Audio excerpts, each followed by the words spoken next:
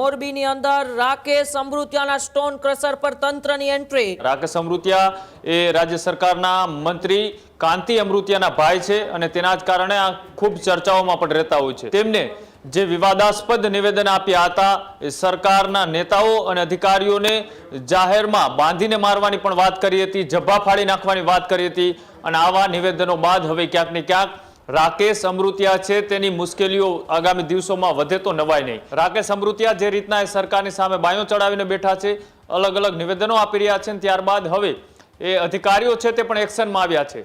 અધિકારીઓ અત્યાર સુધી કદાચ એ મંત્રીના ભાઈ હોવાના નાતે એ નાનું મોટી વસ્તુઓ જે ચાલતી હોય એ ચલાવી લેતા હશે, પણ હવે જ્યારે અધિકારીઓ છે તેમની સામે બેબાક રીતના બોલતા રાકેશ અમૃતિયા કે તેના જે સ્ટોન ક્રશરના જે કામકાજ ચાલી રહ્યા છે ત્યાં ખાણ ખનીજ વિભાગ અને વીજ કંપનીના અધિકારીઓ પહોંચ્યા હતા। ફરી એક વખત હવે મોરબી અને જેતપુરની અંદર સરકાર, અધિકારી અને આંદોલનકારીઓ વચ્ચેની એ લડાઈ છે વધુ ક્યાંક ને ક્યાંક મજબૂતાઈથી લડાતી હોય તેવું દેખાઈ રહ્યું છે।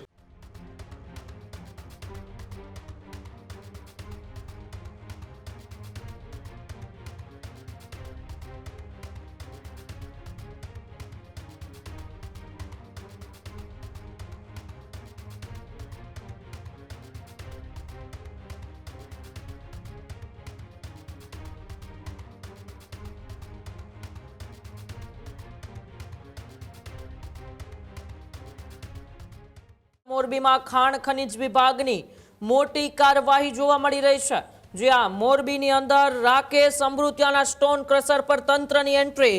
સ્ટોક ચકાસણી માટે ખાણ ખનીજ વિભાગ રાકેશ અમૃતિયાના સ્ટોન ક્રશર પર પહોંચ્યું। પીજીવીસીએલની ટીમ સાથે સંયુક્ત તપાસ હાથ ધરાઈ। ખેડૂત આંદોલન વચ્ચે અમૃતિયા પરિવારના કારખાનામાં તપાસ દરમિયાન તંત્ર અને સંચાલકો વચ્ચે અનેક તર્ક વિતર્ક પણ જામ્યા, ત્યારે સ્ટોન ક્રશર પર સ્ટોકની ગણતરી પણ શરૂ કરવામાં આવી છે। મોરબીમાં ખાણ ખનીજ વિભાગ એક્શનમાં આવ્યું છે। રાકેશ અમૃતિયા જે રાજ્ય સરકારના મંત્રી કાંતિ અમૃતિયાના ભાઈ છે અને જેતપરમાં ચાલી રહેલા એ ખેડૂત આંદોલનનો એક અગ્રીમ ચહેરો પણ એ રાકેશ અમૃતિયા રહ્યા છે, ત્યારે રાકેશ અમૃતિયાના સરકાર વિરુદ્ધના બેબાક બોલ છે તે પણ સોશિયલ મીડિયામાં ખૂબ વાયરલ થયા હતા। ત્યારે હવે રાકેશ અમૃતિયાના સ્ટોન ક્રશર જે ચાલી રહ્યું છે એ સ્ટોન ક્રશર પર ખાણ ખનીજ વિભાગની એ તપાસ જોવા મળી રહી છે। સ્ટોક ચકાસણી માટે ખાણ ખનીજ વિભાગ એ સ્ટોન ક્રશર પર પહોંચ્યું હતું, ત્યારે ખેડૂત આંદોલન વચ્ચે અમૃતિયા પરિવારના કારખાનાઓની અંદર તપાસ તેજ કરી દેવામાં આવી છે। મોટી દુર્ઘટના એ સર્જાય તે પહેલા જ સ્ટોક ચકાસણી માટે ખાણ ખનીજ વિભાગ ત્યાં પહોંચ્યું। તપાસ દરમિયાન તંત્ર અને સંચાલકો વચ્ચે પણ તર્ક વિતર્ક શરૂ થયા કે કેમ અચાનક જ એ તપાસ કરવામાં આવી। મોરબીમાં ખાણ ખનીજ વિભાગ હાલ એક્શન મોડમાં આવ્યું છે ને તેમના નિશાના ઉપર એક ખેડૂત આંદોલનનો અગ્રીમ ચહેરો રહેલા રાકેશ અમૃતિયા છે। કૃણાલ મારી સાથે જોડાયેલા છે। કૃણાલ, જેતપરમાં ચાલતા ખેડૂત આંદોલનનો અગ્રીમ ચહેરો, તેમના બેબાક બોલે સોશિયલ મીડિયામાં ખૂબ વાયરલ થયા, પરંતુ હવે રાકેશ અમૃતિયા ખાણ ખનીજ વિભાગના નિશાના ઉપર છે। બિલકુલ, મોરબીના જેતપરની અંદર લાંબા સમયથી આ જે ખેડૂત આંદોલન ચાલતું હતું ત્યારબાદ સરકાર દ્વારા પણ એ જાહેરાત કરવામાં આવી હતી ખેડૂતોને જંત્રી ઉપર નહીં પણ જે બજાર કિંમત છે તેનું 2 ગણું વળતર આપવામાં આવે। તેમ છતાંય કેટલાય આંદોલનકારીઓ છે તે સરકાર સામે પોતાની માંગને લઈને અડગ હતા। તેમાંનો એક ચહેરો એટલે કે રાકેશ અમૃતિયા। રાકેશ અમૃતિયા એ રાજ્ય સરકારના મંત્રી કાંતિ અમૃતિયાના ભાઈ છે અને તેના જ કારણે આ ખૂબ ચર્ચાઓમાં પણ રહેતા હોય છે। અને જ્યારે આંદોલન પાર્ટ 3 ની જાહેરાત કરવામાં આવી ત્યારે તેમને જે વિવાદાસ્પદ નિવેદન આપ્યા હતા એ સરકારના નેતાઓ અને અધિકારીઓને જાહેરમાં બાંધીને મારવાની પણ વાત કરી હતી, જબ્બા ફાડી નાખવાની વાત કરી હતી અને આવા નિવેદનો બાદ હવે ક્યાંક ને ક્યાંક રાકેશ અમૃતિયા છે તેની મુશ્કેલીઓ આગામી દિવસોમાં વધે તો નવાય નહીં। કેમ કે જ્યારે તમે સરકારની સામે બોલતા હોવ છો ત્યારે તમે સ્પષ્ટપણે એ ચોખ્ખા હોવા જોઈતા હોય છો। એનો મતલબ એમ કે તમે ન તો કોઈ ગેરકાયદેસર કામકાજ સાથે જોડાયેલા હો કે ન તો કોઈ તમે એવી ગેરપ્રવૃત્તિઓ સાથે જોડાયેલા હોય। આ તમામ વસ્તુઓથી પર તમે જ્યારે હોય ત્યારે તમે આંદોલનની અંદર સફળ થતા હોવ છો, પણ અહીંયા હવે રાકેશ અમૃતિયા જે રીતના એ સરકારની સામે બાયો ચડાવીને બેઠા છે, અલગ અલગ નિવેદનો આપી રહ્યા છે, ત્યારબાદ હવે એ અધિકારીઓ છે તે પણ એક્શનમાં આવ્યા છે। અધિકારીઓ અત્યાર સુધી કદાચ એ મંત્રીના ભાઈ હોવાના નાતે એ નાનું મોટી વસ્તુઓ જે ચાલતી હોય એ ચલાવી લેતા હશે, પણ હવે જ્યારે અધિકારીઓ છે તેમની સામે બેબાક રીતના બોલતા રાકેશ અમૃતિયા કે તેના જે સ્ટોન ક્રશરના જે કામકાજ ચાલી રહ્યા છે ત્યાં ખાણ ખનીજ વિભાગ અને વીજ કંપનીના અધિકારીઓ પહોંચ્યા હતા.